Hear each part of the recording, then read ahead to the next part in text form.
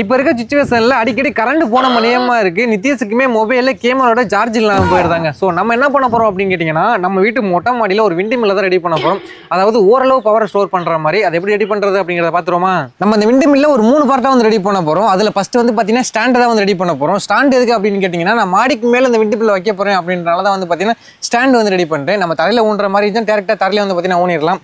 ஓகேவா? இப்போ வந்து பார்த்தீங்கன்னா ஒரு 3க்கு 3 அப்படின்ற மாதிரி வந்து பார்த்தீங்கன்னா ஒரு ஸ்கொயர் ஃப்ரேம் வந்து ரெடி பண்ணியிருக்கிறேன். இதை அப்படியே கீழே வச்சுட்டு இந்த கார்னர் டு கார்னர் வந்து பார்த்தீங்கன்னா ஒரு ஸ்கொயர் பைப் இருக்க மாதிரி இப்படியே சொல்லி எடுத்துக்கிடுவோம்.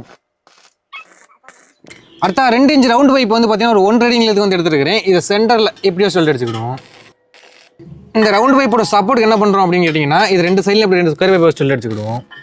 அவ்வளோதாங்க, நமக்கு ஸ்டாண்டில் வேலையை வந்து முடிஞ்சிருச்சு. இனி தூக்கி அப்படியே ஓரமாக வச்சுருவோம்.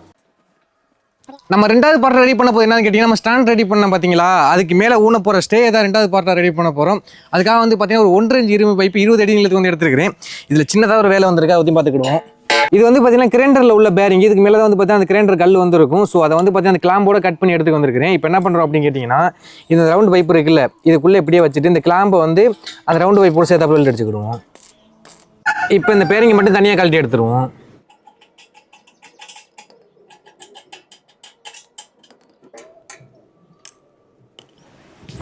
அவ்வளோதான், செகண்ட் பார்ட்லேயே வேலை முடிஞ்சிருச்சு. இதையும் அப்படியே ஒரு சைடு வச்சுருவோம். ஓகே, அடுத்தபடியாக 3வது பார்ட்டை வந்து ரெடி பண்ண போகிறோம். நமக்கு வேலையை வந்து பார்த்தீங்கன்னா அந்த 3வது பார்ட்டில் தான் வந்து இருக்குது. ஏன்னா பவரை ஜெனரேட் பண்ண போகிற இன்ஜின் பார்ட்டே 3வது பார்ட்டு தாங்க. இப்போ எப்படி அதை பண்ண போகிறோம் அப்படின்னு கேட்டிங்கன்னா, இந்த கிரைண்டர் பேரிங் எடுத்தோம்ல, இதுக்கு மேலே தான் இந்த 3வது பார்ட்டே வந்து இருக்கிற மாதிரி ரெடி பண்ண போகிறோம். அதை கொஞ்சம் டீட்டெயிலாக வந்து பார்த்துருவோம். இந்த 2 ப்ளோ பிளாக் பேரிங் இந்த கிரைண்டர் பேரிங் மேலே வந்து ஃபிக்ஸ் பண்ணுற மாதிரி இருக்கும். அதுக்காக இந்த 2 ஸ்கொயர் பைப்பை நான் இதுக்கு மேலே வச்சு வெல்ட் அடிக்கிறேன். இப்போ இந்த ஸ்கொயர் பைப்பில் இந்த ப்ளோ பிளாக் பேரிங்கை மாற்றுறதுக்கு ஏற்ற மாதிரி ஒரு 4 இடத்துல மார்க் பண்ணியிருக்கல, அந்த 4 இடத்துலையும் ஹோல்ஸ் வந்து போட போகிறோம். ஹோல்ஸை போட்டுட்டு 3/4 இன்ச் ஷாப்பில் ஒரு 1 அடி நீளத்துக்கு வந்து எடுத்துருக்கிறேன். இதில் அந்த 2 ப்ளோ பிளாக் பேரிங்கை மாட்டிட்டு நம்ம ஹோல்ஸ் போட்டோம் பார்த்தீங்களா, அதுக்கு நேரா ப்ளோ பிளாக் பேரிங்கை வச்சுட்டு போல்ட்டை போட்டு டைட் பண்ண வேண்டியதான். அடுத்து சைக்கிள் கிராங் எடுத்து அந்த கிராங்கை மட்டும் கட் பண்ணி இந்த இடத்துக்கு நேரம் மாட்டி வெல்ட் அடிக்க போகிறோம். பட் உள்ளே போகல, அதனால லேத்தில் கொடுத்து லைட்டாக குறைஞ்சிக்கிட்டேன். இனி இந்த கிராங் இந்த இடத்துல அப்படியே மாட்டி வெல்ட் அடிக்க வேண்டியதான்.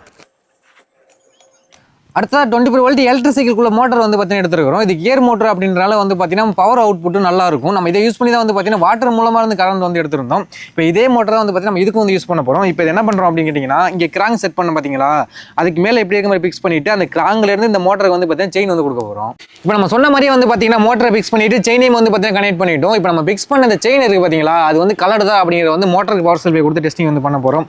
கொடுத்துருவோமா? ஓகேங்க, நல்லா வந்து ரன் ஆகுது. நமக்கு இந்த ஸ்பீடில் தான் வந்து பார்த்தீங்கன்னா மோட்டர் வந்து ஆக்சுவலாக ரன் ஆக போகுது. நமக்கு இதுலேயே வந்து இப்போ செயின் வந்து கலர் இல்லை. இப்போ நம்ம பவரை ஜெனரேட் பண்ணுற அந்த இன்ஜின் பார்ட் வந்து ரெடி பண்ணிட்டோம். அடுத்ததான் வந்து பார்த்தீங்கன்னா வின்ஸை தான் வந்து ரெடி பண்ண போகிறோம். அதுக்காக தான் 5 இன்ச் பிவிசி பைப் நல்ல லென்த்தாக ஒரு 10 அடி நீளத்துக்கு வந்து எடுத்துருக்கிறோம். இதில் தான் வந்து பார்த்தீங்கன்னா ஒரு 3 வின்ஸை வந்து ரெடி பண்ண போகிறோம். அர்னால்டு கொண்டு வாங்க, நல்லா பீரிங் மாதிரி இருக்குல்ல. ஃபஸ்ட் என்ன பண்ணுறோம்னா, இந்த பிவிசி பைப்பை 3 பாதியாக பிரிக்கிறோம். பிரிப்பேன் ஓகேவா? டேப்பை வச்சு வந்து பார்த்தீங்கன்னா அப்படியே மடக்கி எத்தனை இன்ச் இருக்குது அப்படிங்க செக் பண்ணிவிட்டு அதை வந்து 3 பாதியாக பிரித்து விட்ருவோம். மொத்தமாக ரவுண்டு வந்து பார்த்தீங்கன்னா ஒரு 18 இன்ச்சு வருது. அதனால் வந்து பார்த்தீங்கன்னா 3 பாதியாக பிரிக்கணும்னா நம்ம வந்து 6 பிரித்தாலே கரெக்டாக இருக்கும். 6 இன்ச்சா இது சஸ்கரை கொண்டு அப்படியே அந்த இடத்துல நம்ம மார்க் பண்ணோம் பார்த்தீங்களா, அதுலேருந்து லெந்தாக கோடை வந்து இழுக்கிறோம். இப்போ தான் நம்ம அந்த மார்க் பண்ண 3 பீஸையும் வந்து தனியாக வந்து பிரிக்க போகிறோம். கட் பண்ணிடுவோமா?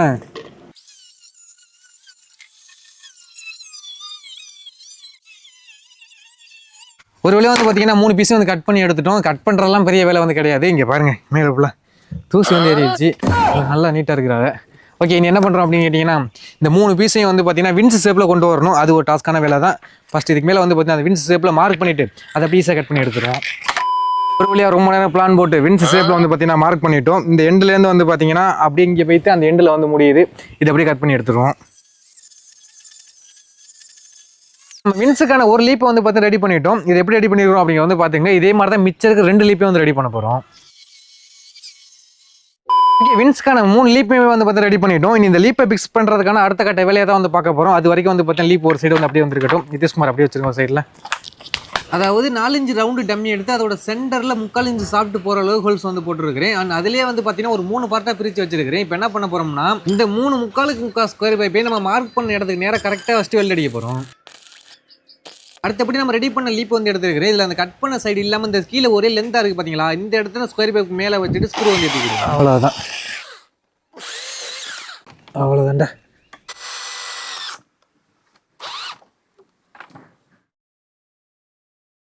ஆக மொத்தம் வின்ஸை சும்மா பிரம்மாண்டமாக ரெடி பண்ணிட்டுங்க. பார்த்தீங்கன்னாவே தெரியும் எவ்வளோ நீளத்தில் இருக்குது அப்படின்னு சொல்லிட்டு. என்னோட ஹைட்டு கூடங்க. இப்போ நார்மலாக காற்று அடிக்குது பார்த்தீங்களா, அதுலேயே என்னால் பிடிக்க முடியல. அப்படியே வந்து பார்த்தீங்கன்னா நல்லா ஆடுது, அங்கிட்டு இங்கிட்டு நல்லா சுற்றும் அப்படின்னு நினைக்கிறேன். இப்போ என்ன பண்ணுறோம் அப்படின்னு கேட்டிங்கன்னா, இதை நம்ம ரெடி பண்ண இந்த இன்ஜின் பார்ட்டு கூட அசம்பிள் பண்ணுறோம். இந்த டம்மியில் 3/4 இன்ச்சு சாப்பிட்டு போகிற அளவு ஹோல்ஸ் வந்து போட்டோம் பார்த்தீங்களா, அது இந்த சாப்பிட்டு உள்ளே போகிறதுக்காண்டி தான். இப்போ என்ன பண்ணுறோம்னா, இந்த சாப்பிட்டு அப்படியே இதுக்குள்ளே வந்து மாட்டிட்டு இந்த இடத்த சுற்றி வெளிட்டு அடிச்சு விட்ருவோம். இப்போ எதுக்கு மீனோட வால் மட்டும் அந்த பிளேவுட் வச்சு சீட் பண்ணுறோம் அப்படின்னு பார்த்தீங்கன்னா, நம்ம காற்று எந்த திசையில் அடித்தாலும் அந்த திசைக்கு வந்து வின்ஸை வந்து திருப்பி கொடுக்க போகிறது இந்த பிளேவுட் தான். அவ்வளோதாங்க, நமக்கு ஆல்மோஸ்ட் ஒர்க் வந்து முடிஞ்சிருச்சு. அதாவது அந்த 3 பார்ட்டையும் வந்து பார்த்தீங்கன்னா கம்ப்ளீட்டாக ரெடி பண்ணிட்டோம். இப்போ இந்த 3 பார்ட்டையும் என்ன பண்ணுறோம்னா, அப்படியே மாடி எடுத்துக்கு போயிட்டு அசம்பிள் பண்ணும்போது வந்து பார்த்தீங்கன்னா ஒன்று உங்களுக்கு ரிட்டர்ன் காட்டுறேன்.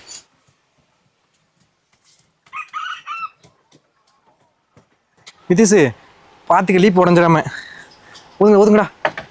ஆஹா, இதை மேலே கொண்டு போய் கொஞ்சம் ரிஸ்க் தாங்க. பேசாம மேலே வச்சு அசம்பிள் பண்ணிக்கலாம் அப்படின்னு நினைக்கிறேன். இப்படியே சாச்சி கொண்டு போய் பார்ப்போம். எல்லாம் வரலாம் தானே? மேலே அடிக்குதா? எங்கிட்ட அடிக்குது? பாகுபலி.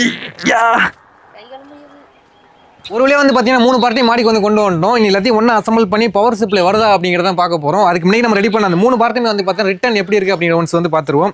ஃபர்ஸ்ட் வந்து பார்த்தீங்கன்னா ஸ்டாண்டு வந்து சிம்பிளாக வந்து ரெடி பண்ணிட்டோம். பார்க்க லுக்குமே நல்லா தான் இருக்குது. அண்ட் அடுத்ததாக வந்து பார்த்தீங்கன்னா அந்த ஸ்டே வந்து அதில் பெருசாக அது வேலையை வந்து பார்க்கல. ஸோ சிம்பிளாக வந்து முடிச்சிட்டோம். அண்ட் நமக்கு மெயினான வேலையை வந்து பார்த்தீங்கன்னா இந்த இன்ஜின் பார்ட்டு தான் பார்க்கவே சும்மா பிரம்மாண்டமாக இருக்குது. அண்ட் வெயிட்டுமே வந்து பார்த்தீங்கன்னா கொஞ்சம் ஓவராக இருக்கிற மாதிரி தான் இருக்குது. எப்படி தூக்கி நிமிக்க போகிறோம் அப்படிங்கிறது கொஞ்சம் டவுட்டு தான். ஃபர்ஸ்ட் இந்த ஸ்டே தான் வந்து பார்த்தீங்கன்னா நம்ம இன்ஜின் பார்ட்டோட கனெக்ட் பண்ண போகிறோம்.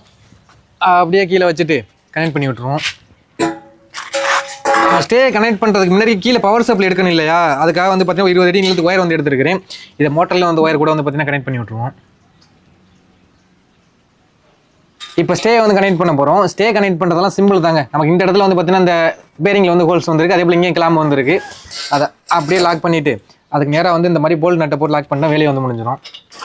அண்ட் வந்து அந்த 4 போல்ட்டுமே நல்லா டைட்டாக மாட்டிடுவோம். இல்லாட்டினா நமக்கு வந்து சேக்காயி வந்து இந்த வின்ஸ் வந்து அங்கிட்டு ஆட ஆரம்பிச்சிடும். அதாவது மேலே உள்ள இன்ஜின் பார்ட்டு தண்ணி ஆட ஆரம்பிச்சிடும். இதை நீ தூக்கி நிமித்தம் அப்படின்னா வச்சுக்கோங்களேன், நல்லா மாடிக்கு மேலே ஹைட்டாக தான் இருக்கா, மாடியை தாண்டி தான் இருக்கும். ஸோ குடியிருப்பு அந்த பக்கம் ஊருக்குலாம் வந்து தெரியும், என்னடா வீட்டுக்கு மேலே சுற்றுது, காற்றாலெல்லாம் வீட்டுக்கு மேலே வச்சிட்டாங்களா அப்படிங்கிற மாதிரி எல்லாம் பார்க்க போகிறாங்க. ஏன்னா பார்க்க அந்த வின்ஸ் எல்லாம் நல்லா அந்த லீப்பெல்லாம் நல்லா நீள நீளமாக தான் இருக்குது. நல்லா எட்டின்னு பார்த்தாலும் நல்லா தெரியும். இப்போ நான் ஒயரை வந்து பார்த்தீங்கன்னா டேரெக்டாக இது மூலமாக தான் வந்து பார்த்தீங்கன்னா கீழே வந்து எடுக்க போகிறேன். அண்ட் இதை எப்படி எடுப்பாங்க அப்படின்னு பார்த்தீங்கன்னா ஸ்லிப்பிங் கான்டாக்ட் மெத்தட் அப்படின்னு சொல்லுவாங்க. இதுக்கு மூலமாக வந்து பார்த்தீங்கன்னா இந்த இடத்துல ஒரு லைனை வந்து டச் ஆகிற மாதிரி வைப்பாங்க. அண்ட் ஒரு லைனை வந்து பார்த்தீங்கன்னா இந்த பைப் வழியாக வந்து கொடுத்துருவாங்க. அப்படி நம்ம பைப் வழியாக கொடுத்தோம் அப்படின்னு வச்சுங்களேன், நம்ம வச்சுக்க 24 வோல்ட் மோட்டார் தான். கீழே பவர் சப்ளை வந்து ரொம்பவே கம்மியாக தான் வரும். அதனால தான் வந்து பார்த்தீங்கன்னா டேரெக்டாக ஒயர் மூலமாக எடுத்துட்டேன். அப்புறம் இது ஃபுல்லாக ரொட்டேட் ஆகாதா அப்படின்னு கேட்டிங்கன்னா ஃபுல்லாக ரொட்டேட் ஆகாது. ஒரு இடத்துல மட்டும் வந்து பார்த்தீங்கன்னா இடிக்கிற மாதிரி வச்சிருக்கிறோம். இப்படி வந்து பார்த்தீங்கன்னா தெரியும், எல்லா பக்கம் சுற்றும். பட் ஒரு இடத்துல மட்டும் வந்து பார்த்தீங்கன்னா இடிக்கும். அந்த ஒரு இடத்துல ரிட்டன் காத்தடியும் அங்கிட்டு வந்து திரும்பிடும். அந்த பெரிய ப்ராப்ளம் வந்து கிடையாது. ஏன்னா நம்ம ஃபுல்லாக சுற்றிச்சுன்னா ஒயர் வந்து பார்த்தீங்கன்னா இப்படி ஃபுல்லாக அப்படி வந்து சுற்றிக்கிடும். அதனால தான் ஃபுல்லாக சுற்ற விடாமல் ஒரு இடத்துல மட்டும் லாக் ஆகிற மாதிரி வச்சிருக்கிறோம். இனி தூக்கி நிமிக்க வேண்டியதான். அண்ட் ஸ்டாண்டை வந்து பார்த்தீங்கன்னா வீட்டோட கார்னரில் வச்சுருவோம். அதாவது இந்த இடத்துக்கு நேராக. அண்ட் இது சுத்தலைங்கிற ஒரு டவுட்டாக இருக்குது. தூக்கி நிமித்தா தான் தெரியும். நம்ம ஆல்ரெடி ரெடி பண்ணும் போதே ஒன்று தூக்கி நிமித்து பார்த்து தான் தெரிஞ்சிருக்கு சுத்தலைங்கிறது. இப்போ தான் ஃபஸ்ட் டைம் வந்து தூக்க போகிறோம். இப்போ தூக்கிறோமா, 2 பேர் வந்து 2 பாகுப்புலி வந்து கொண்டு வந்துடும் தூக்கிறதுக்கு. அங்கே போய் தூக்குறாண்டாவே பாத்திரம் இந்த சைடு அடிச்சிடாமடா. தூர ஒத்தி கொண்டு அதில் பத்திரமா வச்சிருக்கேன். அவ்வளோதான், நிமித்துருவோம். ஆஹா, இல்லாட்டினா கீழே வச்சு தூக்கி வைப்போம். இல்லாட்டினா கரெக்டாக போதா? தூக்குங்க. ஏழு ஐலசா அதே எங்க அப்பா முரட்டு வெயிட்ரா. சுத்துதா? சக்சஸ், சுத்துதுங்க. இது எப்படி தூக்கி பாத்திர கீழே போட்டா? நிதிஷ் உள்ள கையை விட்டுறாத. நீங்க பார்த்து இல்ல, காத்து அந்த சைடு தான் இருக்கும். காத்து எந்த சைடு அடிக்குதோ அந்த சைடு வந்து வின்ஸ் திரும்பிக்கிடும். காத்து குறைஞ்சிச்சுன்னு நினைக்கிறேன். நம்ம தூக்கும் போது நல்லா சுத்துனுச்சு. சுத்துது பாருங்க. இப்போ இந்த சைடில் தான் காத்து இருக்கு அப்படின்னு நினைக்கிறேன். பட் நான் அந்த இடத்துல லாக் போட்டுறேங்களா, அந்த இடத்துல இடிச்சு கிடுச்சுங்க. சுத்துது, மொட்டை சுத்துது. காத்து பயங்கரமா அடிக்குது. இந்த சுத்துது. ஒயரை வந்து பார்த்தா இங்கே தான் இருக்கு. நான் 10 மணி நேரம் பவர் சப்ளை எல்லாம் கொடுக்கல.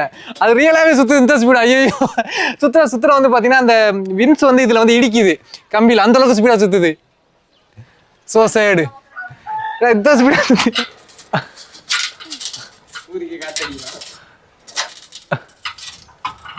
பவர் சப்ளை சும்மா அல்டிமேட்டாக வரும்னு நினைக்கிறீங்க. பாருங்க என்ன போடுறது. நான் கூட மொல்லமாக சுற்றும் அப்படின்னு நினைச்சேன்.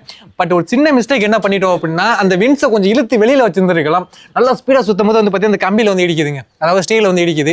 ஓகே, நீ பவர் சப்ளை எவ்வளோ வருது அப்படிங்க டெஸ்ட் பண்ணிடுவோம். அது என்னடா கியர் மோட்டர் இந்த போடுது, அதுக்கு கியர் மோட்டரா? பட் அதுவே இந்த போடுது. அடியே அப்போ அங்கே பாருங்க, காற்று அந்த அளவுக்கு நல்லா அடிக்குது இந்த டயத்தில். இங்கே பாரு,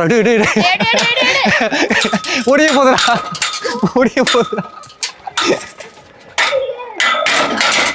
ஒடிஞ்சிருச்சுடா. ஒரு வின்ஸ் ஒடிஞ்சிருச்சுடா. இதுக்கு ஏதாச்சும் ஆல்டர்னேட் பண்ணதாண்டா நான் பவர் சப்ளை பார்க்க முடியும். வாங்க இறக்கிடுவோம். வேணாம் இறக்கிட்டு அதை சரி பண்ணிட்டு மறுபடியும் நிமித்துக்கிடுவோம். அது இடிக்குது ஓர. பார்த்து இறக்குங்க. பார்த்துடா, கீழே போட்டுறாதீரா. நிதிச்சு பார்த்து அங்கே நிமித்து போட்டுறா. நிதிச்சு பிடிக்கல.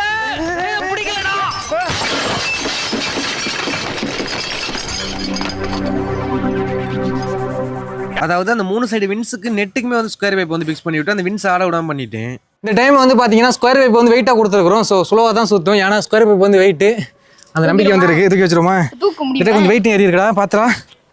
நிதிஷ் காலை உள்ள விட்டுறாத.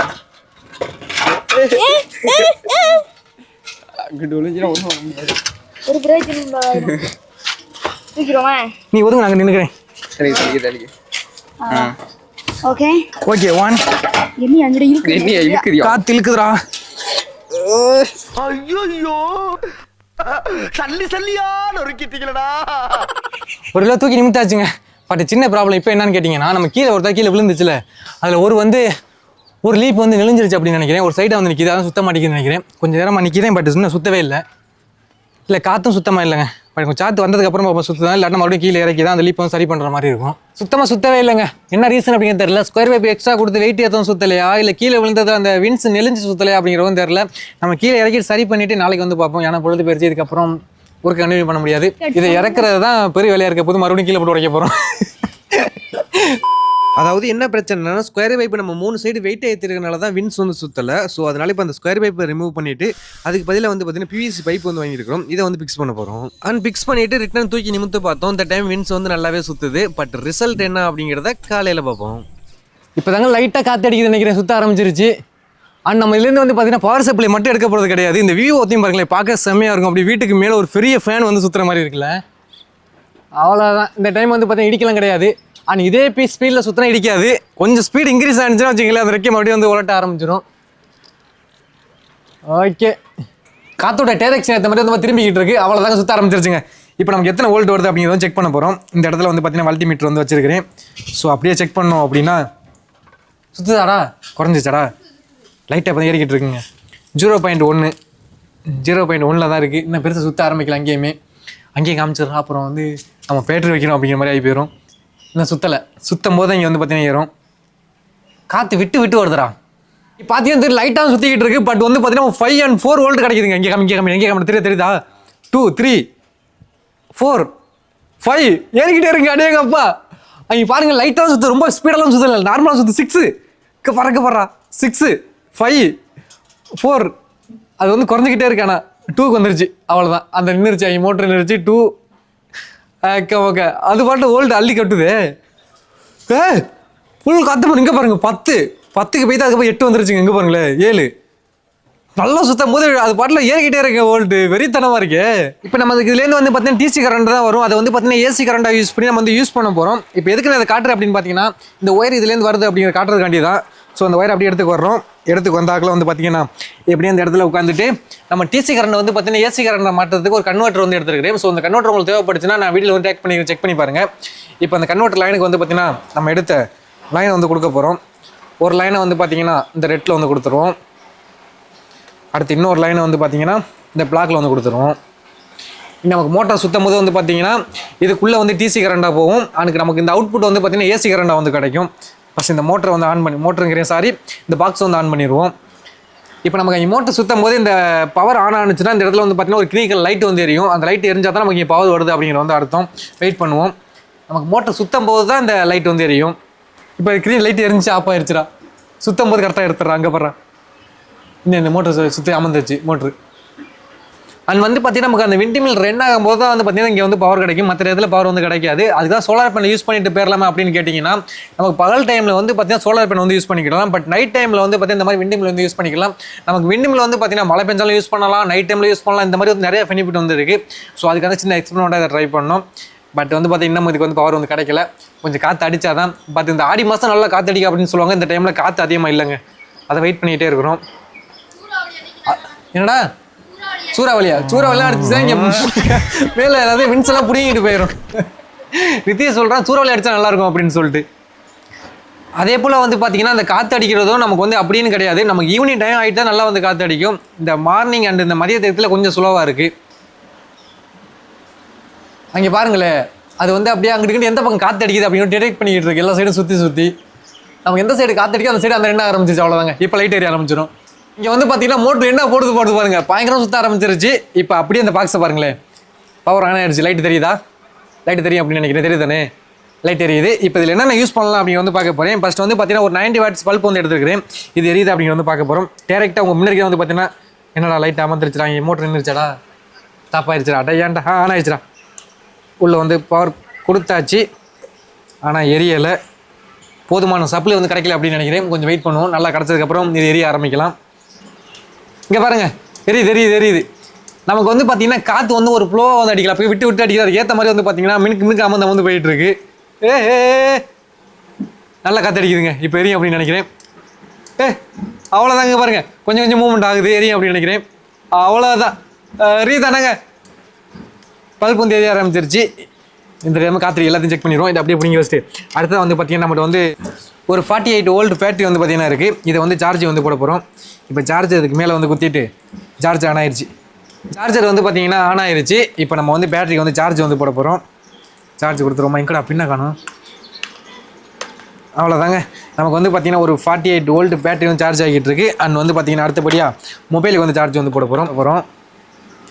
குத்தணும் அப்படின்னா சார்ஜ் ஆரம்பிச்சிருச்சு, தெரியுதா? இங்கே பாருங்கள், 42% இருக்குது. இப்போ இதை பிடுங்கினோம்னா எடுத்துரும்.